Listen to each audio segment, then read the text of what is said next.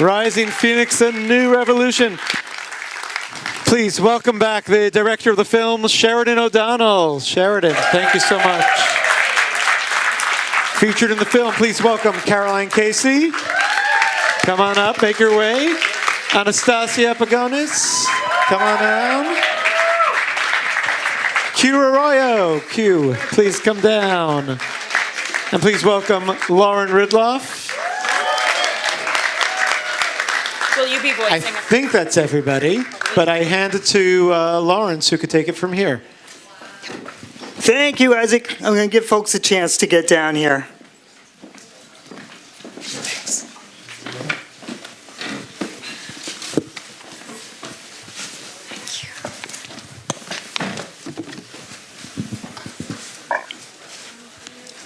Thank you so much. I need a box of Kleenex.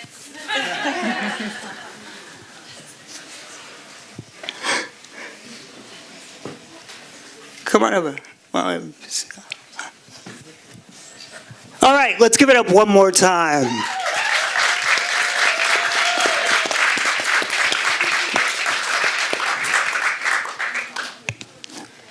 So, Sheridan, congratulations. Congrats to everybody. I want to start this conversation with you before going to your comrades and collaborators, because you set the frame minutes into the film, right? You said other people, one of the things about disability is other people don't see you, right? And that it's a lesson in perception. And you went your entire life, up until 5 years ago, without seeing disabled people. You're one of the few people that I think we could have a conversation with that could talk about directing a movie before and after becoming disabled. Tell us a little bit about what that experience is like and why it was important to make this movie. Yeah, I mean, first of all, thank you all for coming again, and great looking cast. Yeah, so I alluded to it in the film, but I've been making films, you know, before I was diagnosed in January 2020 for 10 years, and I was in the middle of my first narrative feature film when I was diagnosed, and I like to say that 2020 was the best year to become disabled. I mean, everybody else became disabled. I think 2020 is like pretty up there because Crip Camp came out that year, Rising Phoenix came out that year, Judy's book, I think, came out that year. So, like, yeah, so those films changed my life, and like, really, that's why I'm wearing this Judy shirt, is it was really Crip Camp, and then being like, seeing Judy in that, and then immediately buying her book, and then reading it, and this was back when I could read print, so it's on my, you know, office desk, like, highlighted to death. And like any sense of pride I have about my disability, my complete understanding of really disability pride comes from Judy's story and what she wrote in that book. And then in the beginning of 2021, Harder Than You Think reached out to me and said, hey, we're making a follow-up to Rising Phoenix. I am, as you can probably see, not an athlete, not athletic, and so You're like, do I gotta train for this thing? yeah, exactly. Yeah. And really, like, you know, sports, maybe just doing a purely sports film wasn't something that I was interested in. But the first thing that Greg told me on the call was like, this is going to be about Paris. It's going to be about the image of disability, and it really feels kind of cosmic that every film I've made before this, just because of my identity, my life experience before I became disabled, was always about shining a light on underseen stories. And so I was scared kind of to take the film on, what it would mean for me personally, but it just felt like this is the story that I have to tell, and like, you know, and at the time, I don't feel this way now, but at the time it was quite poignant because I was like, oh, well, I have a degenerative eye disease. How many movies do I have in me? Is it worth, you know, I completely feel different about it now, and I think I'll be directing, I mean, knock on wood, into old age and stuff. But I was like, still, I want to lend my voice to this community and tell this story And I just want to give it up for the cast one more time too, because the one thing I want to say is that because I was newly disabled and because I was legally blind, our community is so diverse that the first thing I did was recognize, and when I talked to everybody, was like, I don't know everybody's individual experience. Even Caroline, who is visually impaired, our life stories, as you saw, quite different. So for me, it felt very wrong to come into it thinking, let me assert my POV on their stories, and all I wanted to do was just like create a sense of trust and let them tell me their stories. So I get directorial credit, but like I really think that, you know, I did everything in my power to let them tell their own stories, because I feel like that's super important. I don't know what it is to be a deaf person. I don't know what it is to be a wheelchair user. And they were so trusting and vulnerable and giving to me and sharing with me. And there's like, could be an amazing film, you know, with all the stuff that we didn't use in terms of them, you know, like encouraging me one-to-one. And I learned so much from these people. So I'm just so grateful and thankful to all of you for being a part of this. But on a personal level, just you guys changed my perspective of disability as well. Thank you. Thank you. And absolutely warranted, for sure. I want to ask you, Caroline. Caroline, let's talk about value. All right? It's the name of the organization, but it becomes clear when you see this film, when you stop to think about it, that one of the things that disability can teach you, whether you want it to or not, is improvisation, innovation, right? As it was said, because you're learning to navigate and thrive in a world that wasn't built with folks like you in mind. And so in taking the lid off your creativity, right, when you embraced the label, if you will, but also cast off the mask and said, this is who I really am, 100% myself. Talk about that process and why it's important for films like this to help others maybe come to similar realizations. Wow, okay. Well, firstly, I need to make a confession. I have a tattoo with the word truth on my right wrist, which I got, as you know, in May 2023. And I think the idea that of coming to be yourself, there's a moment and then the credits roll. Yeah. It really, and thank God you've got worse language than me. I try to have clean language. But can I just say to you, Q, it really fucking doesn't. It really doesn't. It's a constant journey of self-acceptance, having a disability or not. I want to say that. And every year I grow older, I realise I stop achieving despite it. I think I've been at war with myself for a very, very long time for other reasons other than my disability, which I need to own. It has been a war. And I have to be honest, that war is softening, which feels great. But what I do want, thank you. What I do want to say is I loved watching your stories.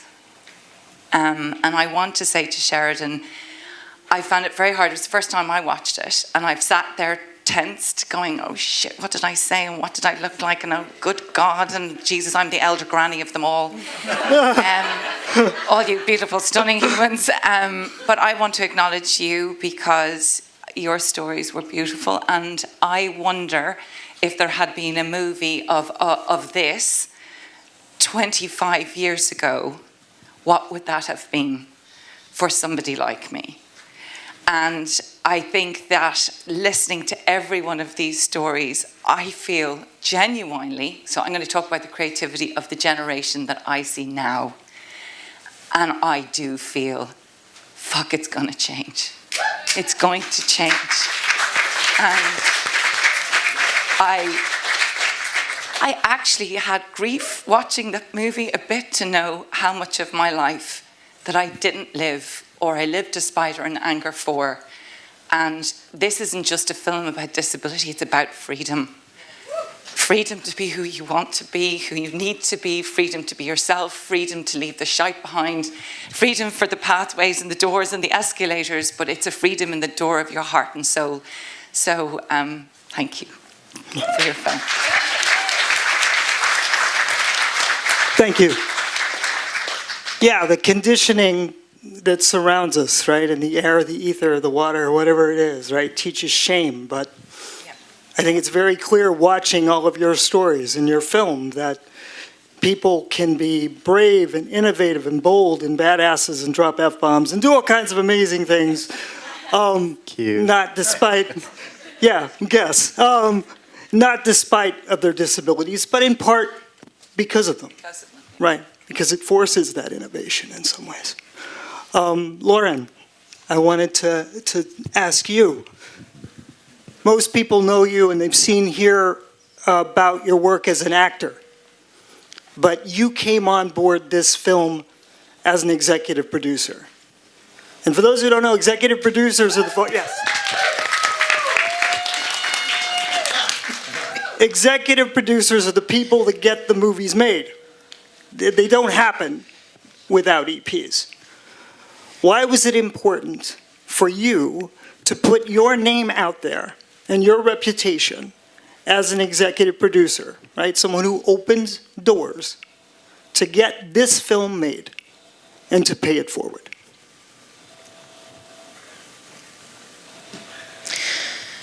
Really, there is power in the title alone. As an executive producer, there is power in that, and I felt that it just commanded that immediate level of respect.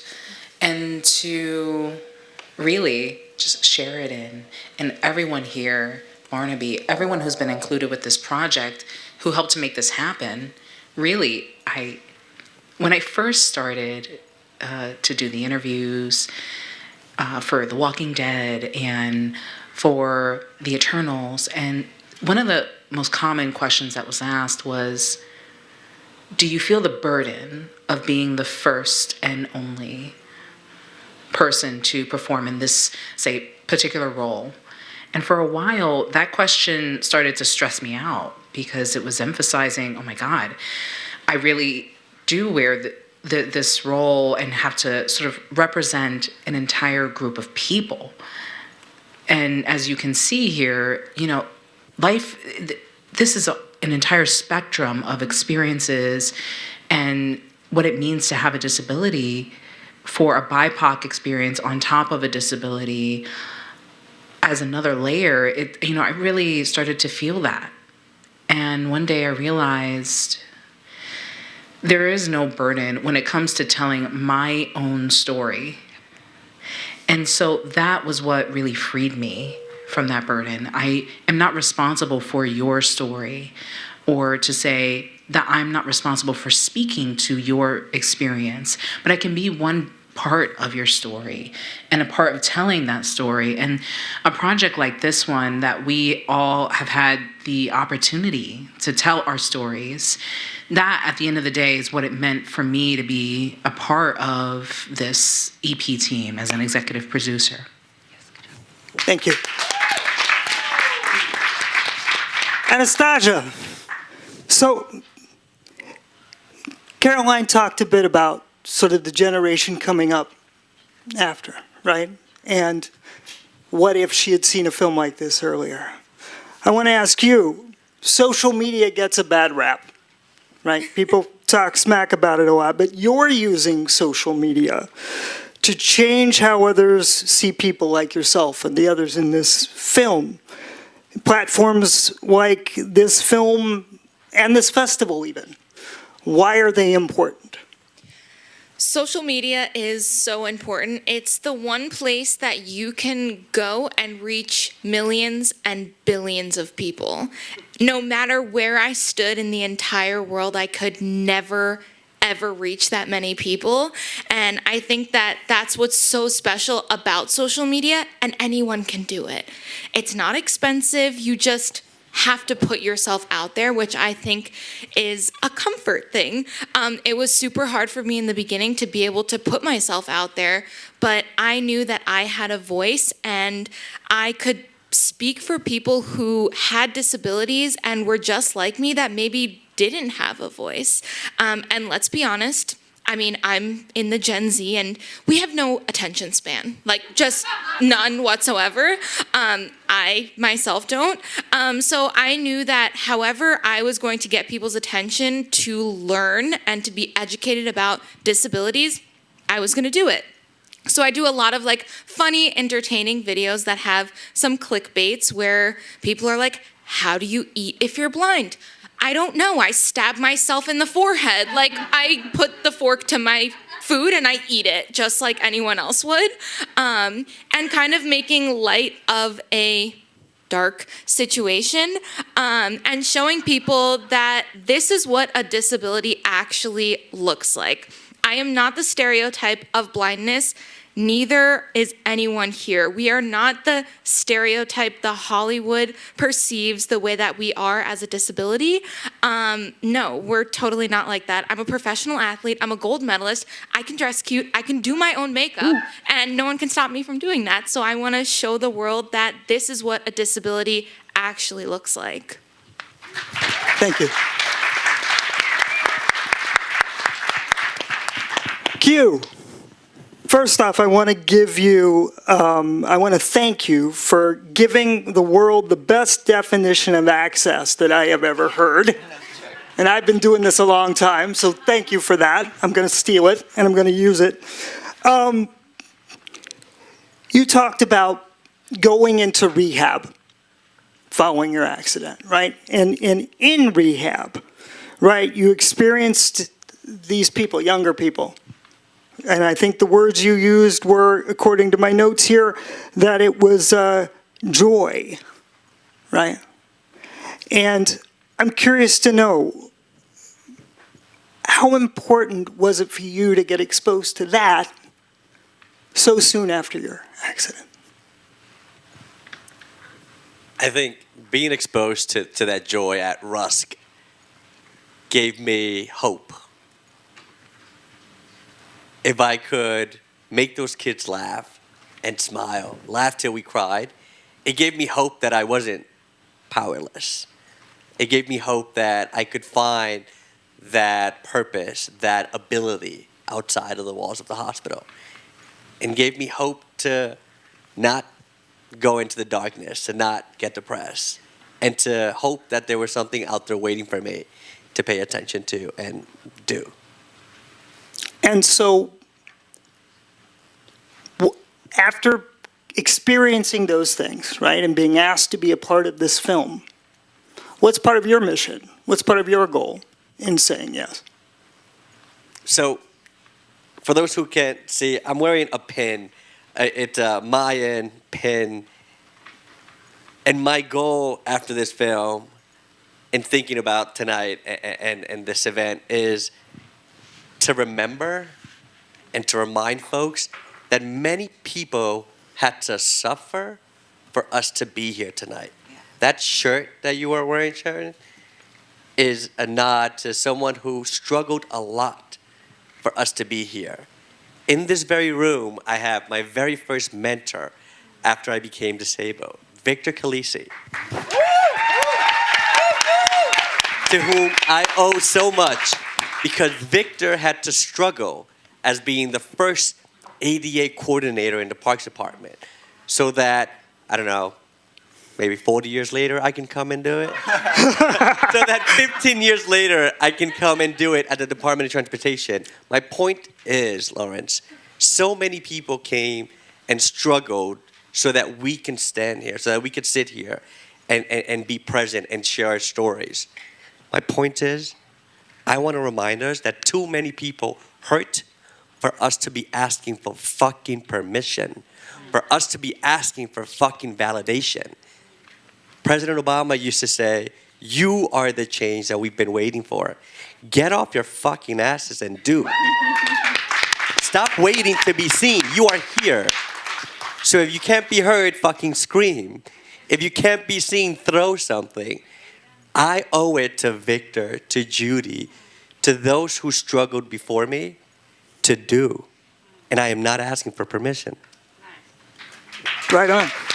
All right, so, Can I add something? yes, please. Yeah, I just wanted to say something. I think a lot about the gaze and through what lens we are taking in stories and how we take in the world around us. And many of the things that we've said in this documentary, they bother me. I think I said I was the only deaf person in my family, but that's not true. Yes, I was born into a family where everyone could hear, but that has since changed. Today, my husband is deaf. We have 2 deaf sons. And so I have a deaf family. I'm not the only deaf person in my family anymore. That's not my point, though. To say my youngest son, a few years ago, he was about 3 or 4 years ago at the time, and we went outside for a walk. And he had this realization, and he says, oh, most people in the world are not deaf like us.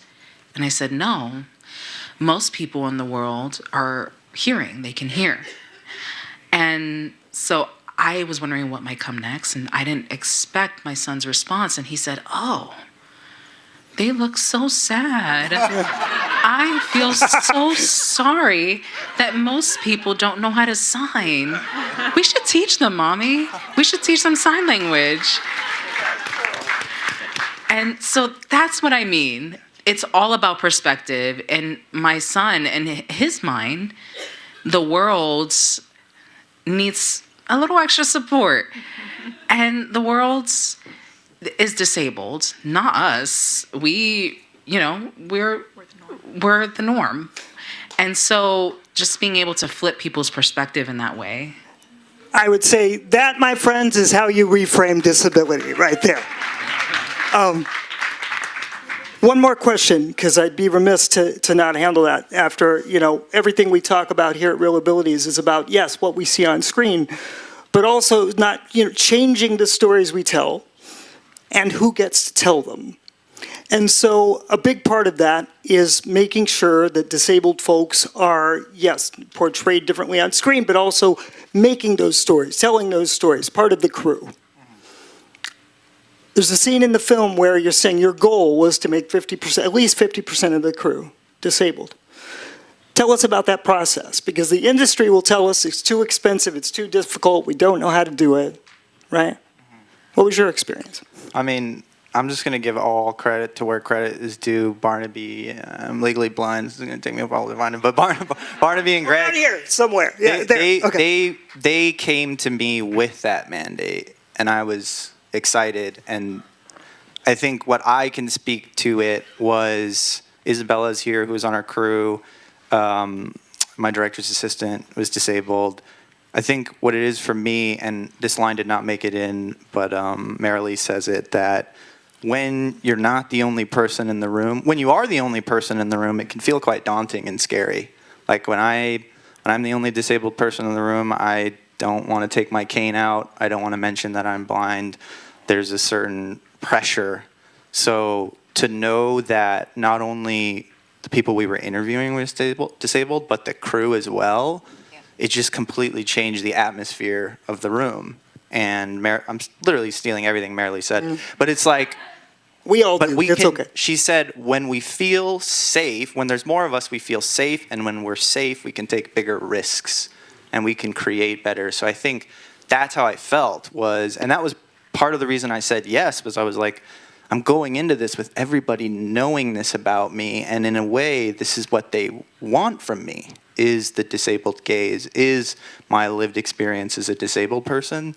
So it just changed everything, and it just made me feel safe. And I say this a lot too about the disability community right now, is like, there are like, disability exceptionalism, it's like there are these people breaking through, and these are, Laurens of the world and stuff. It's like, I don't like that.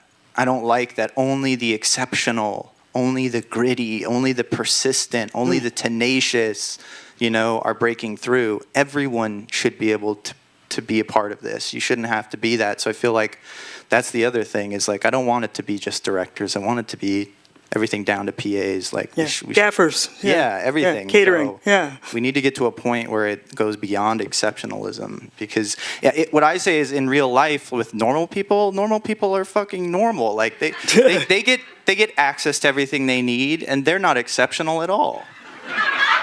Right? Like, we should be afforded that opportunity, like, to be unexceptional. Like, I shouldn't end it on that. That's bad. But I hope you understand what I'm saying. I can see the T-shirts now. The freedom to be unexceptional. Okay.